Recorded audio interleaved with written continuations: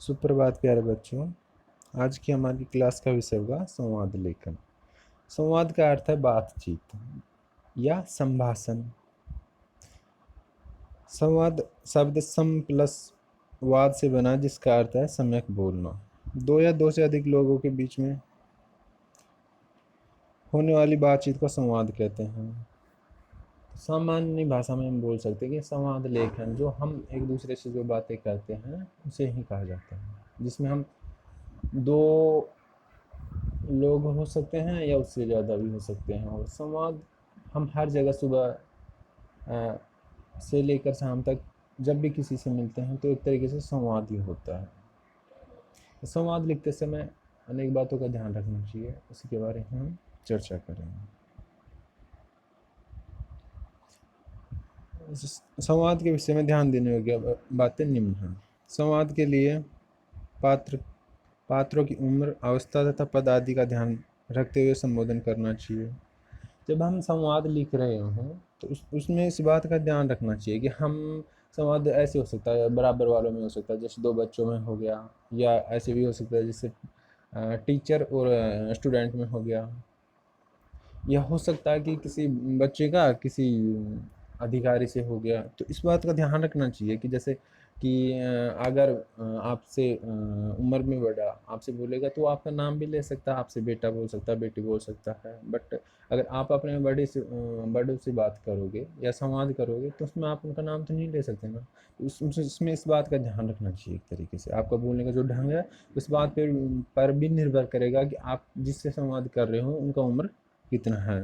और दूसरा है कि वहाँ ये अवस्था, तो ये बात भी ध्यान रखना चाहिए कि जैसे संवाद किया जा रहा है तो एक तरीके से संवाद कई जगह होते हैं। जैसे एक तो हो गया कि आप अपने घर के लोगों से बातचीत कर रहे हो तो उसमें अलग ही माहौल होता है, उसमें बोलने का ढंग सामान्य से होता है, उसमें किसी प्रकार का इतना औपचारिकता पर ध्यान नहीं दिया जाता। और जबकि आप अगर किसी अधिकारी से बात कर रहे हो या अपने टीचर से बात कर रहे हो या किसी अननोन पर्सन से बात कर रहे हो तो उसमें बोलने का अलग ढंग होगा। तो एक तरीके से उस बात का ध्यान रखना चाहिए।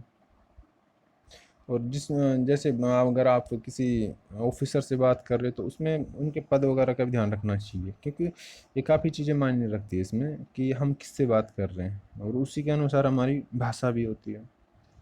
संवादों में आत्मीयता झलकनी चाहिए। तो जब हम संवाद कर रहे हों किसी दूसरे व्यक्ति से या किसी समूह में तो उसमें ऐसा लगना चाहिए कि जो हमारा संवाद है उसमें एक तरीके से एक दूसरे के साथ जो भाषा बोली जा रही है या उनसे जो बातचीत की जा रही है तो एक तरीके से मन की भाषा होनी चाहिए। ऐसा नहीं कि हमने संवाद लिख दिया या हम एक तरीके से ऐसा संवाद लिख रहे हैं या कर रहे हैं संवाद कि उससे लगे कि ये बनावटी है। इसमें एक तरीके से अपना आत्मीयता झलकनी चाहिए एक तरीके से भाषा में।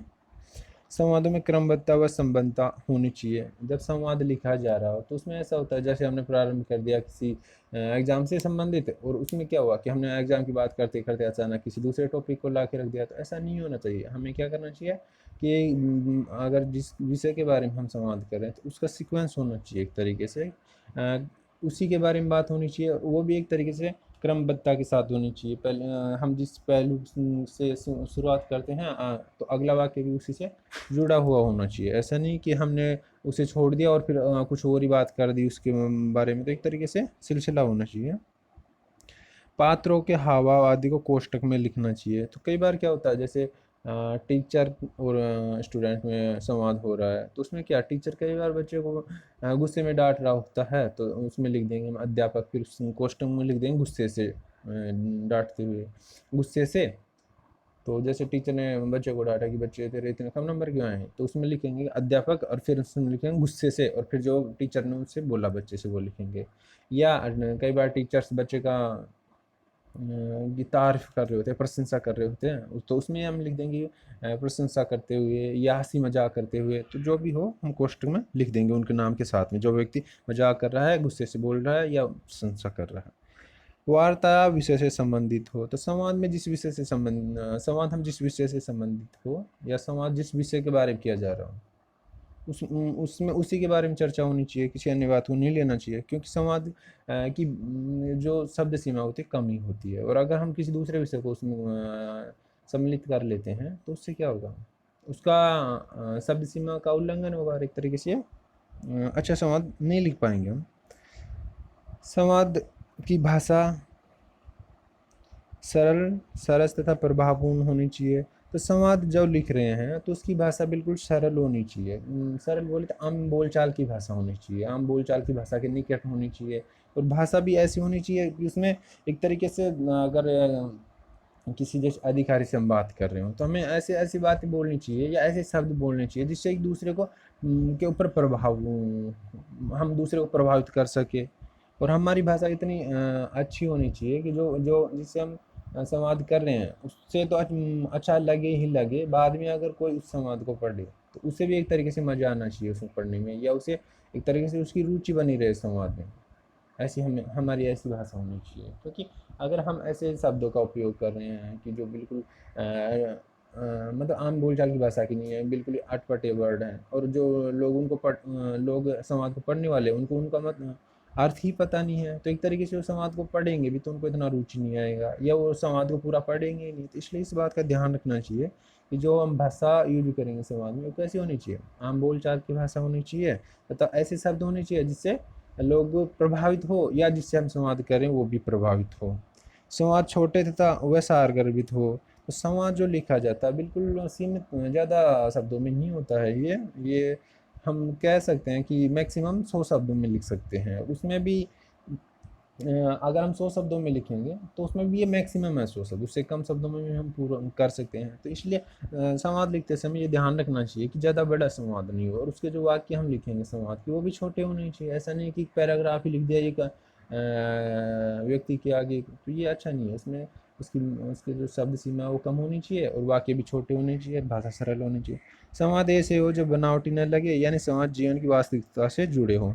तो कई बार जैसे एग्जाम में आपको दिया गया संवाद, तो आप क्या करोगे, आप ऐसी भाषा लिखोगे या ऐसा संवाद लिखोगे उसमें लगे कि जैसे ये संवाद ये इन्हीं मेरे सामने ही हो रहा है। एग्जामिनर ये सोचे कि ये संवाद बच्चा मेरे सामने ही कर रहा है, या ये जो उन्होंने लिखा है वो व्यक्ति हम मेरे सामने ही खड़े है, उसे ऐसा महसूस होना चाहिए। तो ऐसी भाषा और इस तरीके से लिखा होना चाहिए, उसे ये महसूस ना हो कि ये संवाद लिख दिया है इन्होंने, एक तरीके से बनावटीपन लिख रहा हो। तो ऐसा नहीं होना चाहिए, ऐसा लगना चाहिए कि जैसे ये सब कुछ मेरे सामने ही घटित हो रहा है, जो पढ़े या जो एग्जामिनर चेक करे तब उसे लगना चाहिए। यदि संवाद माता पिता भाई बहन व प्रिय से हो तो उनमें अनौपचारिकता होनी चाहिए, यानी संवादों में अपनापन रखना चाहिए। तो संवाद लिखते समय आपको पता होगा कि हम हमारे घर में या अपने जान पहचान वालों से, माता पिता बहन आदि से जो बात करने का हमारा ढंग होता है कैसा होता है, बिल्कुल सामान्य होता है। तो एक तरीके से उनका उसमें वो हमें एक तरीके से क्या हम जो बोलने का ढंग होता है उसमें एक तरीके से अनौपचारिकता होती है। पर अगर हमारा संवाद किसी अधिकारी से हो या क्लासरूम में हो, से टीचर से हो, किसी डॉक्टर से हो, तो उसका ढंग अलग होता है। उसमें हमारी जो भाषा होती है उसमें हम एक तरीके से एक बोलने का ढंग अलग होता है, उसमें एक तरीके से प्रोटोकॉल होता है, उसी को हम फॉलो करते हैं, और घर में बोलने का अलग ढंग होता है। तो इस बात का ध्यान रखना चाहिए कि हम किससे बात कर रहे हैं। अगर घर में बात कर रहे हैं तो उसमें अनौपचारिकता दिखनी चाहिए, अगर हम बाहर किसी से बात कर रहे हैं तो उसमें औपचारिकता दिखनी चाहिए। तो इन बातों का ध्यान रखना चाहिए, और लगना चाहिए अगर घर में हम बातें कर रहे हैं तो उसमें ऐसा लगना चाहिए कि हम अपनापन झलक रहा हो। बिल्कुल घर की बातें होंगी तो उनमें अपनापन होगा, पर अगर हम उसमें भी ये दिखा देंगे औपचारिकता वाला, तो एक तरीके से वो नहीं लगेगा कि ये कि घर का ही संवाद है, लगेगा कि ये तो बनावटी संवाद है। इन बातों का ध्यान रखना चाहिए। यदि संवाद शिक्षक, ऑफिसर या किसी अपरिचित से हो, उनमें अनौपचारिकता का निर्वहन होना चाहिए। वार्तालाप अवसर के अनुकूल होनी चाहिए। तो वार्तालाप में जो हम संवाद लिख रहे हैं, संवाद है क्या, वार्तालाप है, बातचीत है, जो एक दूसरे से हम बातें करते हैं, दो या दो से अधिक व्यक्तियों के बीच होने वाली बात ही तो वार्तालाप है। तो उसमें देखना चाहिए कि हम कैसी सिचुएशन में हमारे बीच संवाद हो रहा है। जैसे एक तो हंसी खुशी का संवाद किया जा रहा है, एक या किसी सामाजिक मुद्दे पे किया जा रहा है, या किसी ऐसे मुद्दे पे किया जा रहा है जिसमें थोड़ा सा हमें दुख हुआ है। तो एक तरीके से जो सेंटेंस लिखे जा रहे हैं उनमें ऐसी भाषा होनी चाहिए कि वो उस सिचुएशन के अनुसार हो। ऐसा नहीं हो कि हम बात कर रहे हैं किसी खुशी की और हमने लिख दिया कि उसमें बिल्कुल झगड़ा वगैरह हो रखा है, ऐसा सिचुएशन दिखा रखा है, या हमें किसी दुख व्यक्त कर रहे हैं ऐसे वाक्य लिख रखे, ऐसा नहीं होना चाहिए। हमें खुशी का माहौल दिखाना है तो हमें हमारी भाषा वैसी ही होनी चाहिए, और अगर हम दुख का माहौल दिखाना तो वैसी ही होनी चाहिए। या हमें किसी सामाजिक मुद्दे पे बात कर रहे हैं तो उसकी भाषा भी ऐसी होनी चाहिए जिस हिसाब से कि सबको अच्छा लगे। ऐसा नहीं हो कि उसमें एक पक्ष के बारे में ज़्यादा बात कर दी जाए या अपने बारे में ही बात बता दी जाए, ऐसा नहीं होना चाहिए। तो ये बातें भी ध्यान रखनी चाहिए, जैसा अवसर है उसी के अनुसार हमारी भाषा और हमारे शब्द होने चाहिए। संवादों में यथासंभव हंसी मजाक तथा कुशल क्षेम की बातें भी लिखनी चाहिए।